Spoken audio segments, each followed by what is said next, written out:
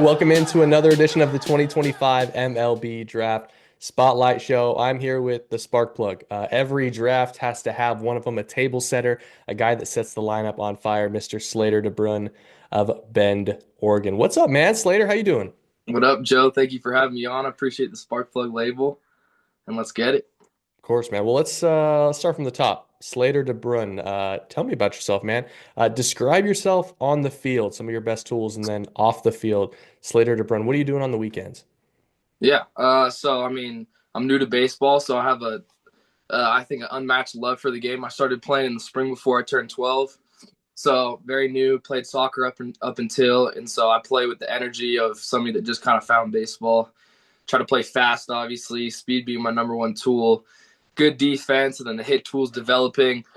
Because I'm so new to the game, still kind of like figuring myself out hitting, but I have a couple like foundational things that are my strengths, and I kind of build my hitting approach around, like plate discipline and swinging at strikes and contact, and then it kind of developing everything else around that. So I like to think that I play like 70s style baseball. I play gritty. I get cut up, play dirty, and I score runs for my team. Is there a guy? What about off the field? Yeah, What I do, was what are you just doing gonna on the say. weekends? Yeah. Off the field, I'm gonna go. I'm definitely different. I'm competitive in everything I do, but I'm vulnerable off the field. Like I like to make music and stuff, so I definitely have two different personalities, and it keeps the on field kind of personality more fresh. And I definitely have like a tight circle of people around me. There's not too many people in Bend that necessarily push me, but I got a good like support system around me, which is kind of all you can ask for. No doubt. What got you into baseball? How come you started so late? Yeah, I used to like in 27. My first year Little League was 2018. In 2017, I'd watch the Nationals every day on Masson because my uncle's from DC and he was a season ticket holder. So every day on Masson, I'd watch the Nationals. I kind of developed like a certain amount of baseball IQ for having never played. And then I just told my parents I wanted to play. They never played. Nobody in our family's ever played. But watching on TV is ultimately what pushed me into the game. Okay. Now, I Yeah. usually save this for the end, but since you brought up the Nationals and Pro Ball, I just want to ask, you play with a unique hair on fire style. Is there a guy that you try to emulate that you enjoy watching more than others right now? Yeah, I mean, a lot of people say like Corbin Carroll. I think is the closest, but at the end of the day, like I think there's also some pretty big differences between us. But he's probably the closest. I mean, he plays hard. He steals bases. He's probably gonna hit 30 at some point.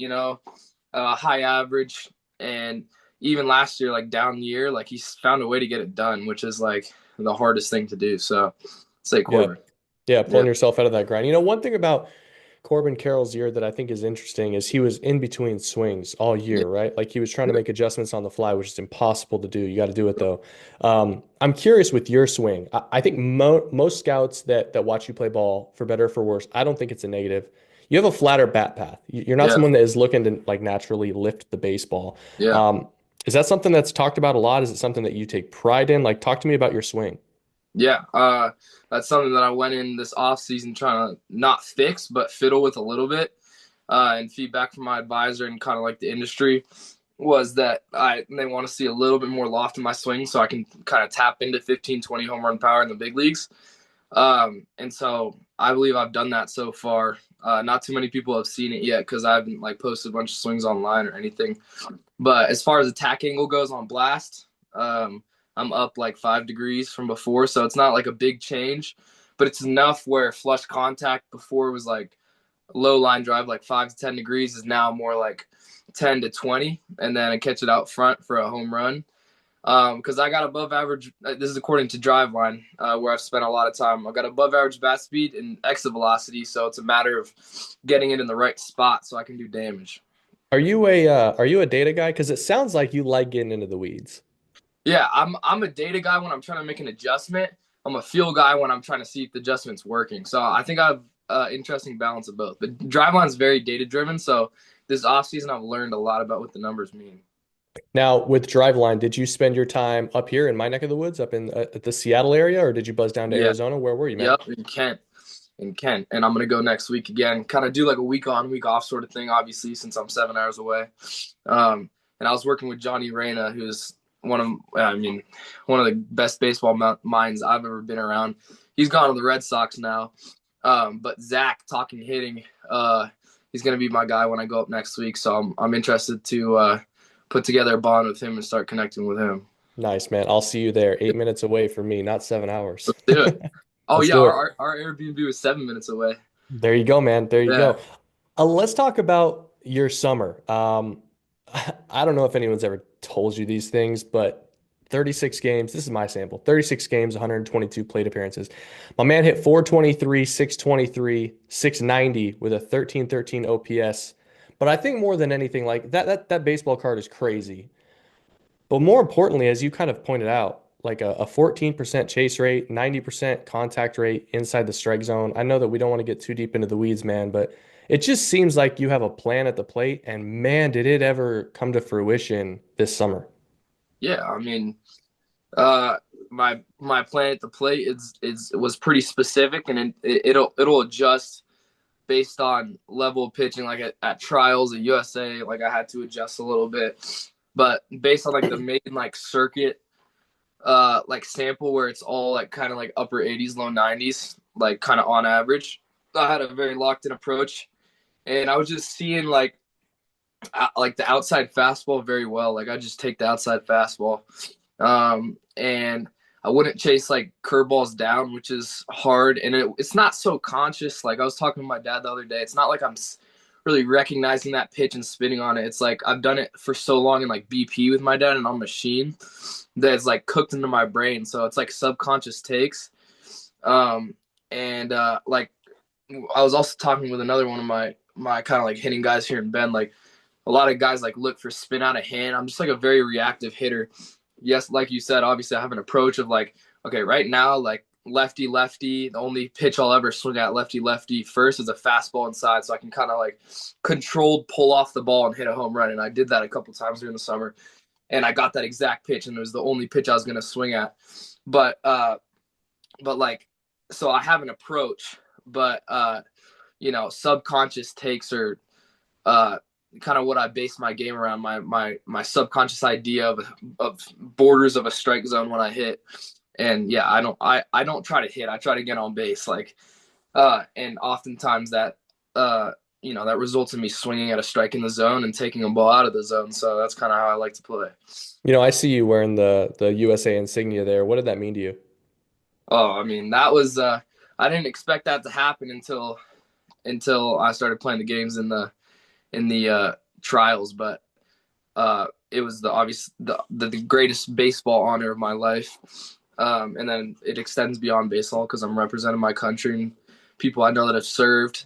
So greatest baseball honor of my life that I'm so grateful that like our team was so close, having been together for 2 weeks. And I got to surround myself with, especially in trials and on the actual team, the best players in the country.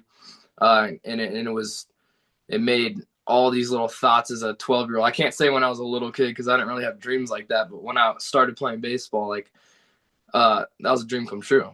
Yeah. I'm going to ask you a tough question just because I feel like I have to. Yeah. You're 5'9". Yeah. I'm sure it gets brought up a lot, but I Mm-hmm. think last year, looking at what Slade Caldwell did, 5'6", five foot Yeah. seven, going in the top 50 picks. I mean, does it bother you when people talk about your size, or is it just something that you can brush off? Yeah. I mean, it'll bother me if they bring it up in a negative light, and then I brush it off because I'm very aware that it has no effect on the way that I play because I have like 6'2" wingspan, so I already have arms of a 6'2".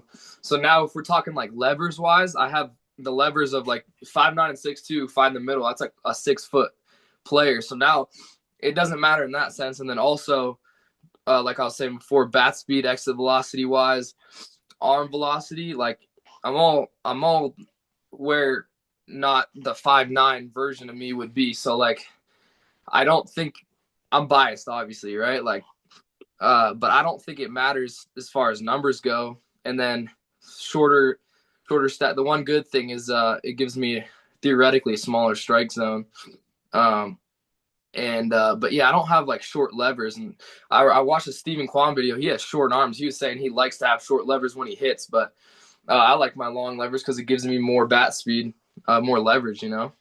Yeah, I mean, it sounds like you understand your frame. It sounds like you understand kind of what you're looking to accomplish there at the Yeah. plate. I'm curious as you go further into the winter, it's January now. We're up in here in the Pacific Northwest. We got months until the Yeah. season starts.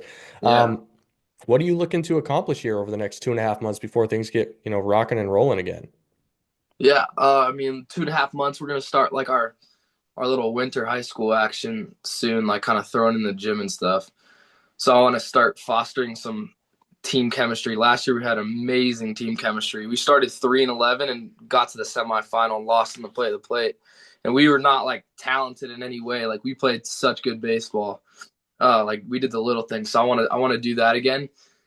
Because if I think about it from a selfish point of view, if I have like a deep bond with my team and team chemistry, and I'm just locked in on playing for the guy like right behind me, all the draft stuff and everybody watching is like going to be so relevant to me, and it's gonna only thing that's gonna matter is winning games, and that's exactly how I want it to be and how I'm gonna try to make it. So that's like the number one thing that I'm thinking about, and then more like player development for myself is just now, up until January 5th to January 10th. I'm gonna put a date soon. I'm gonna continue working on the swing tweak things, like I'm saying, attack angle, hinge at the hip, stuff like that. And then from then on, going into MLK and then high school, I'm gonna do purely like pitch recognition and tap back into my strike zone awareness and just like be game ready, like game preparation phase of development. I like it, man. I like it. It sounds like you're ready to rock and roll. What one thing I wanted to ask before we get out of here, adversity. I Mm. like asking guys like what's the most adversity that you faced and how did you find yourself pulling yourself out of that rut? Yeah, are we talking baseball or life? Well, I think it goes hand in hand, right? So like if there's adversity on the baseball field, it's a little bit more black and white, but sometimes Yeah, there's adversity off the baseball field that can yeah, leak onto the field. So yeah, what's something that you've had to deal with over the last 4 or 5 years that's been a roadblock? yeah. I mean, on the field, obvious answer is like trials. I've never seen. I mean, I'm new to being kind of like on the circuit. I've never seen pitching like that. So just from a baseball point of view, like adjusting to guys that not only throw hard, but they're trying to make a team that's going to win in 8 days. So they got to have working off speed, throw strikes, and 3 pitches. So it's not just like a showcase fastball trials. So kind of like getting used to that level of pitching, which was different from like PG National, where they're just going to throw you fastball 3-1. That was a challenge, and I had to grind. I really had to grind to make that team do the little things at a high level because I wasn't driving the ball in trials. But if you want to extend that off the field, being from Bend, uh, when you're like a SEC commit or like committed for any sport, I mean, there's a kid committed to he's at Boise State now, committed to Boise State. Like you got a label on your back because there's not many high level athletes here, and so there's always people. This is it's trivial, but there's people calling you overrated. You got a target on your back when you play, and for better or for worse, like I felt that a little bit last spring. Um, and I really at one point, I mean, I'm facing like 78, low 80s, and I forgot I could hit, and I was just getting walked and hit by pitches, and I kind of turned into this like on base kind of machine, but like not in a positive way. Like it felt at one point like it's all I could do, and then unfortunately, like I took that kind of mentality off the field, and I was like every morning I would wake up and be like, oh, I can't hit, I can just get on base, and it just like took my baseball mood into my life, which is something that I did really good of not doing in the summer. Like I held my, like I was saying, my on-field personality, my off-field personality completely separate, which helped me return to the meeting every time. So at least I learned from that kind of spring session, and I ended good, but I'm definitely remembering that I could hit a baseball and not just walk. You know? Yeah, I mean, it's something that you're gonna have to deal with this year too. I mean, your profile is only elevated, and I would imagine you're gonna get even less pitches Yeah, to hit in league play this year. But you gotta, like you said, find a way to help your team win the ball game. exactly. Um, Slater, I got three more questions for you. They're Yeah, they're out of left field and get you out of here, man. Let's say yeah. you play 2 more decades. So you go pro, go to Vanderbilt, go pro, whatever happens. What's the one walk-up song you'd be comfortable taking for the next 20 years? You can't change it. Ooh. Mm-mm. Walkup song. That's tough, man. I don't want to, Can't pigeonhole I think yourself. anything. All right, here we go. I go Boss Man D'Lo, Mr. Pot Scraper. I don't know how many people watching are gonna know that song, but the beat slaps. The bass is like super loud. He's just Boss Man D'Lo's got some nice flow, and it kind of gives you like a little swag when you're walking up to the plate because you want to, at the end of the day when you're hitting, you want to feel yourself. So I'll I'd dive go into that. Pot Scraper, Boss Man D'Lo for sure. I'll dive into that. Yeah. As you reflect back on that Team USA roster, all those guys that you got to play with for a lot of this summer, let's say you all go out to a steakhouse. Mm. Who's the one guy that you would not trust to order for the table? Not trust the order for the table. Oh, Dylan Wood, man. Dylan Dylan Wood. Wood. Yeah, You know, he I messed something up. I feel like I had Gavin Fiend on the show last week. I think he said Dylan Wood. All right, that makes me feel better. I could be wrong. I could be wrong, but I'll have to circle back on that. All right, man. Last Okay. question. That Team USA squad, who's the one guy from that roster? There's no shot you'd let him date your sister. Oh, okay.